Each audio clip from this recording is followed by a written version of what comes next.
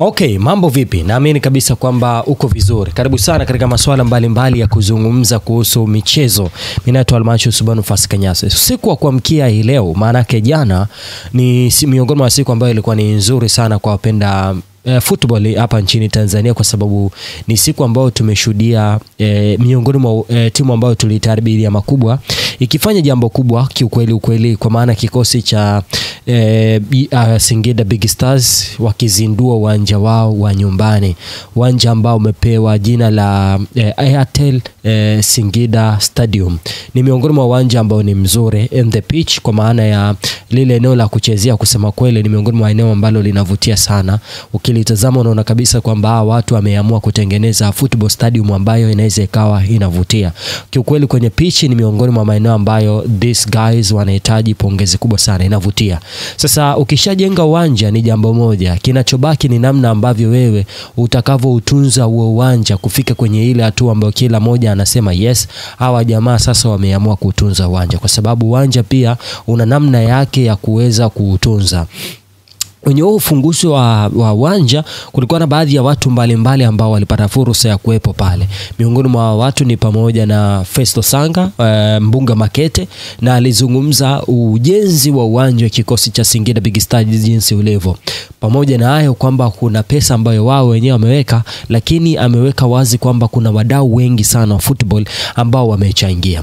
Airtel ambaye ni mdau namba moja, ambaye mpaka amepewa jina la uwanja, kwa maana branding na nini inategemea makubaliano ambayo wao wameingia kati ya Singida Big Stars pamoja na Airtel. Wanaweza wakawa wamekubaliana kwenye jambo fulani kwamba kwa miaka kadhaa tutakuwa tunakupromote, uwanja utaitwa jina lako, na miaka kadhaa ikiisha maana yake sasa mkataba wetu utakomeisha na uwanja tutakuwa tunauown sisi wenyewe. Inategemea labda ni mkopo na stuff like that, maybe ni mkataba wa milele, mimi na wewe hatujui, kwa sababu mkataba ni confidential kati ya club pamoja na taasisi. Lakini kuna akina GS, akina Mohamed Dewji ambaye yeye ni mwenyekiti wa klabu ya Simba, mwenyekiti wa bodi ya kurugenzi ya klabu ya Simba, lakini ndiye mwekezaji namba moja ndani ya klabu ya Simba. Yeye pia ana mchango wake mkubwa sana kwenye uwanja, kwa sababu yeye amewasaidia kwenye fedha, kwenye kuhakikisha kwamba ule uwanja unajengwa. Na hao ni wachache kati ya wengi ambao nimewataja. Maana yake ni kwamba hawa jamaa walikuwa na watu wengi sana ambao kimsingi wamewashika mkono kwenye ujenzi wa huu uwanja wao. Well and done. Mara baada ya kugundua kwamba hawa jamaa walikuwa na wadau wengi, kuna kitu ambacho kimehit moyoni mwangu na kuniambia how comes kikosi cha Singida Big Stars ambacho hakina muda mrefu kwenye football kimepata wadau ambao wako willing kukiamini. Kwa mfano kama Airtel, maybe naamini kwamba kuna makubaliano ya win-win situation, wameiamini Singida na wameweka fedha na wameujenga uwanja. Kuna watu kama Mohamed Dewji ameweka pesa, kuna baadhi ya wadau wengi sana ambao inawezekana mimi na watu wafahamu wameweka pesa. Imekuwaje hawa watu ambao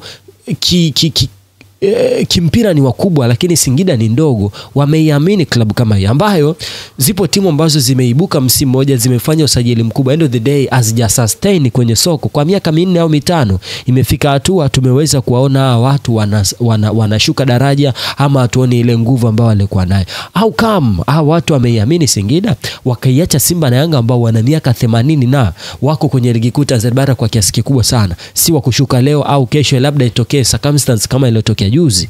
Watu wana uhakika kucheza michuano ya klabu bingwa barani Afrika au Confederation ya hatua makundi.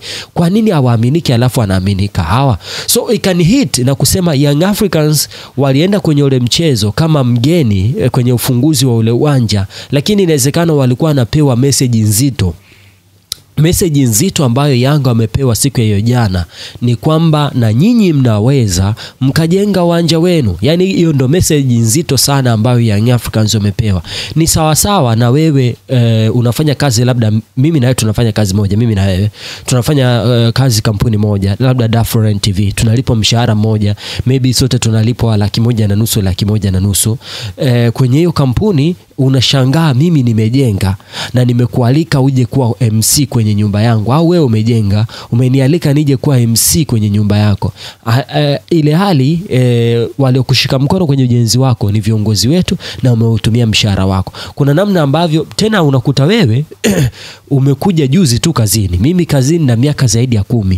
Kuna eneo la kujiuliza, kwa nini mimi ambaye na muda mwingi sana kwenye hii kazi siaminiki na siwezi kupata wadau wa kunisaidia? Alafu wewe ambaye umekuja jana tu umeweza kuaminika na umeweza kufanya mambo ambayo ni makubwa na unaisimamisha nchi kwa kiasi fulani. So kwangu mimi imekuwa ni sehemu ya kusema kwamba Young Africans wametumiwa message nzito sana ya kuambiwa kwamba mnaweza kufanya kitu kama hiki. Bahati mbaya ni kwamba sisi tunapenda ukamilifu kwenye jambo fulani. Tunapenda sana ile michoro tunavyoiona inavyokuwa represented kwenye mikutano na nini, tunatamani tuione michoro hiyo kwenye viwanja vyetu. Jambo ambalo ni wrong. Michoro inaweza ikawa hivyo kama ambavyo tunavyoiona, lakini utekelezwaji ukaenda taratibu.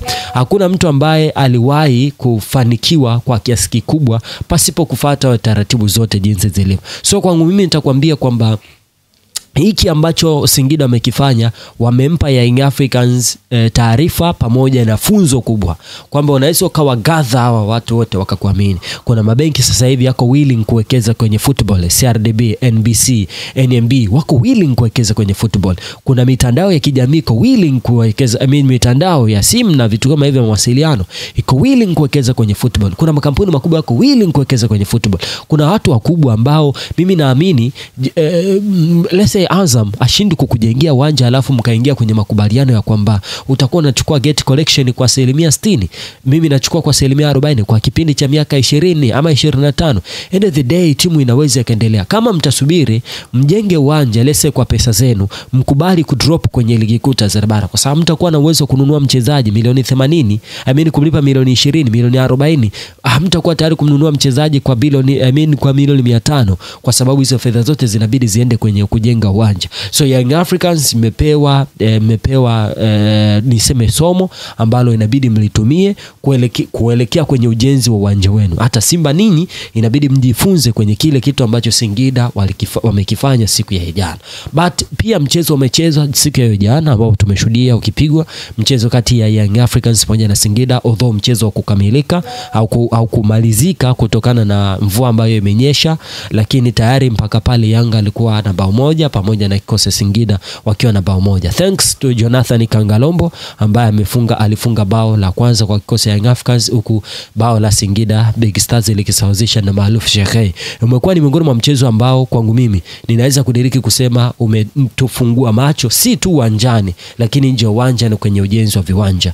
Lakini jambo la mwisho, kuna Tanzania ambao nimeona wanaanza kuargue uwanja hauna majukwaa, kwa nini wasingesubiri wakamilishe? It's okay, ni sawa kudoubt, but you know what, hakuna mtu ambaye alianza kwa ukamilifu. Mpaka leo Azam FC wanafanya maboresho kwenye uwanja wao. Mpaka leo uwanja wa Taifa wanafanya maboresho kwenye uwanja wao. Kama eneo la kwanza la pitch limeshafanikiwa, kuliko utoe fedha ukodi uwanja labda wa Liti Stadium, it's okay kutumia uwanja wao wakati huku ukiendelea kufanya maboresho. Sasa hivi uwanja wa JKT Tanzania kuanza hivyo, but this time around ni miongoni mwa viwanja ambavyo vina technical bench nzuri sana. Yani lile technical bench ambayo inabidi wakae pale, unaona kabisa yes hao jamaa wamejimudu. Bana, mimi naitwa Almachus Bonifas Kanyase, asanteni, bye bye.